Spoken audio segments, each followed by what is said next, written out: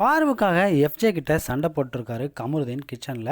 இது ஒரு பக்கம் நடக்க பார்வோ கார்டனிங் ஏரியாவில் உட்காந்து அழுதுட்டு இருக்காங்க. அங்கே போன அமித்தோ என்னாச்சு என்னன்னு கேட்குறாரு. நான் இந்த வீட்டுக்கு வரும்போது யாரு கூடயும் கனெக்ட் ஆகலை, ஆனால் இப்படி ஒரு பையன் வருவான் அவங்க கூட நான் ஏன் கனெக்ட் ஆவேன்? இது எல்லாரும் பார்க்குற ஷோன்னு தெரிஞ்சாலும் என்னால் ஃபீலிங்ஸை கண்ட்ரோல் பண்ண முடியல, எமோஷ்னலை கண்ட்ரோல் பண்ண முடியல. எங்கள் வீட்டில் என்ன ப்ரொஜெக்ட் ஆக போகுதுன்னு தெரியல, என்ன நினைப்பாங்கன்னு தெரியல, வெளியில் இது எப்படி ரிலீஸ் ஆக போகுதுன்னு தெரியல அப்படின்னு கவலைப்படுறாங்க பாரு. இது எப்படியோ நடந்துருச்சு, இப்படி நடக்கணும்னு நான் எதிரே பார்க்கல அப்படின்னு கதறி அழுகிறாங்க பாரு. இதை கேட்ட அமித்தோ, வெளியே என்ன ப்ரொஜெக்ட் ஆகுங்கிறது நம்ம கையில் இல்லை, நீ லவ் கண்டக்ட் தான் கொடுக்குற அப்படின்னு சொன்னால் நீ அப்படி தான் சொல்லிட்டு போனால் அப்படி தான் இருப்பேன் அப்படின்னு தைரியமாக சொல்லு அப்படிங்கிறாரு அமித்.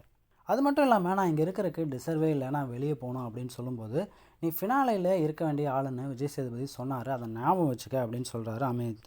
எல்லாருமே பாருக்கு எதிராக இருக்கும்போது அமித் மட்டும் ஆறுதலாக சப்போர்ட் பண்ணுறாரு. அமித் பாருக்கு சப்போர்ட் பண்ணுறது கரெக்டு தானா, இல்லை இது எல்லாருமே பார்க்குற ஷோ ஃபீலிங்கை கண்ட்ரோல் பண்ணு அப்படின்னு சொல்லியிருக்கோமா அப்படிங்கிற உங்களோட கருத்துக்களை கமெண்ட்ஸ் பாக்ஸில் ஷேர் பண்ணுங்கள்.